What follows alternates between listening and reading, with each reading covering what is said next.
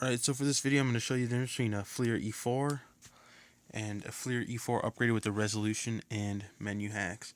Now I turned off all my lights because it's kind of tough to get focus in with my phone on the camera itself, but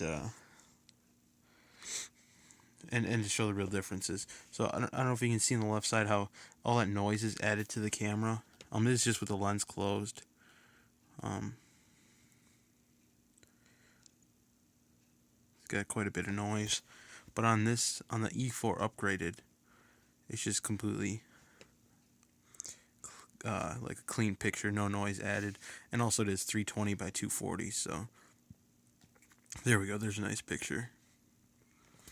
And then here, let me try that on here. See all that noise in there? And then also you can see the Flir logo has been removed, or actually made 100% transparent on the upgraded E4. So let's take a look. I had a light on here, and we can take a look at the picture. Should work completely in the dark. I'll do one at a time. So you can see the light. So the thermal MSX wouldn't. I'm sorry, the MSX wouldn't really play any use right now because it is completely dark. But like I said, since the reflection with the screen wouldn't work too well. But you can see it is pretty blurry on here. The noise really makes things worse. But if we take a look with the E4 upgraded, it's a pretty clear picture. What I'm going to do is I'm going to take a picture. Let's go like this. And then let's play that. Okay. Then I'm going to take a picture on the non-upgraded E4. And then we just press the play button to play the pictures.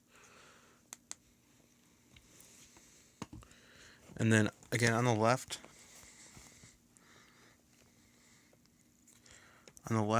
right here is the just regular E4 stock, no upgrades or anything.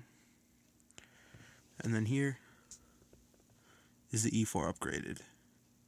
Now this is 16 times clearer, and it has absolutely no noise added to it.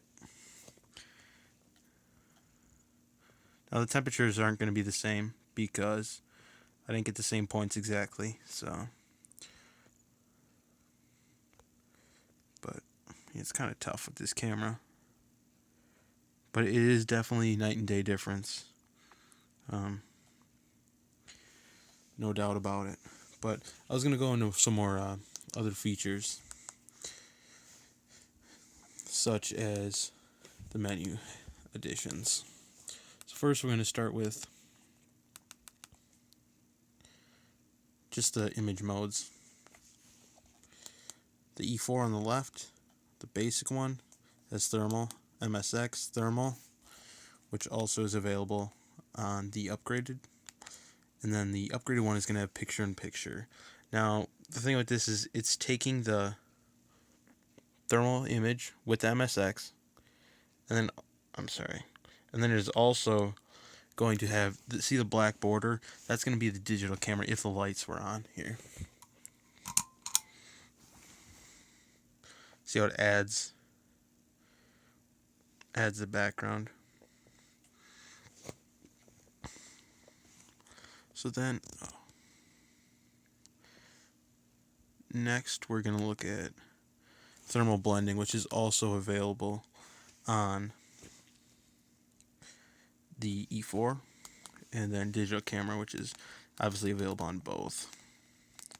Next, let's take a look at the measurement. Now the E4 is pretty basic, just the center spot, which is right there, and then no center spot, so let's keep that on.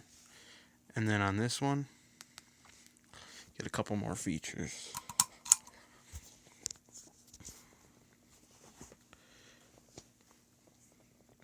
We have the center spot, Hotspot, which, as you can see, just picks the automatically hottest spot that it sees.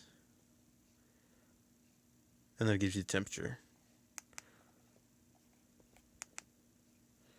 Okay, then we have cold spot, which is the exact opposite.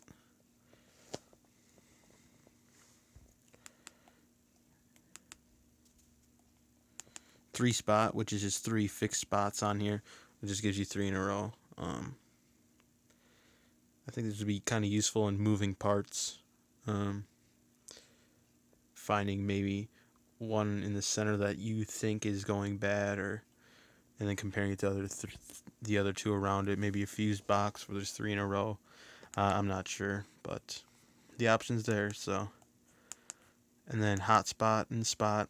So it's going to give you the center spot, and then also it's going to change everywhere around there where the other hottest spot is.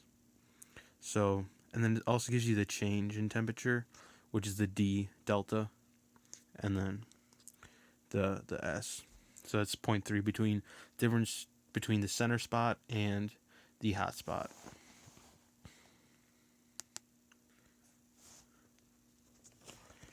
Alright, so then next we're going to go to the hotspot temp, and that just gives you, whoa, that's pretty high.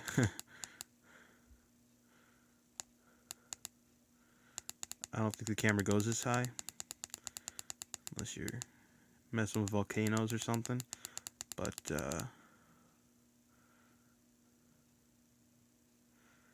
set it to 90. So let's say you set it to 80 degrees. So that means anything, the hottest spot, say the hottest spot here, let's say the hottest spot is 90.9. This is going to tell you what the difference between the hottest spot and your set temperature is. So in this case it's 8 degrees, 9 degrees, around there. So say you have bearings that shouldn't run hotter than 100 degrees. You set it to 100, and then it'll give you the temperature of some bearings that are running at, say, 120. Then it'll tell you, 20 degrees over. I guess you could do the simple math in your head, but why not have the camera do it for you? So next, let's look at the palettes. On the regular E4, pretty basic. Iron, rainbow, which you can also see how grainy this image is. Then also gray, which is literally how it looks. It's kind of like white grayscale. So white, rainbow, and gray. But E4 has a couple more. Gray, iron, and rainbow. Those are what the regular E4 has. Then it has rainbow high contrast, which is exactly what it sounds like. Arctic, which is basically just a blue and red, yeah. There's lava. The white hot, black hot, below alarm, and above alarm, which is basically you set a temperature, say you want anything below 40 degrees to show up, then you just set it to 40, and then it'll go off, and everything else won't have a thermal image. There's condensation alarm. You can actually set everything on there. Atmospheric temperature, relative humidity, and the relative humidity limit. Then insulation alarm, which is the indoor temperature, outdoor temperature, and thermal index. Interval alarm,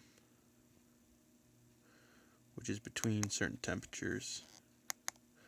I'm running out of time here, so auto and manual. You can set the manual range here. I have 20 seconds to go, but you can set the temperatures. But on this camera, there is none. It's just lock what it's at. And then there's the zoom, the digital zoom, which is pretty grainy after times. But that's the end of this video. Thanks.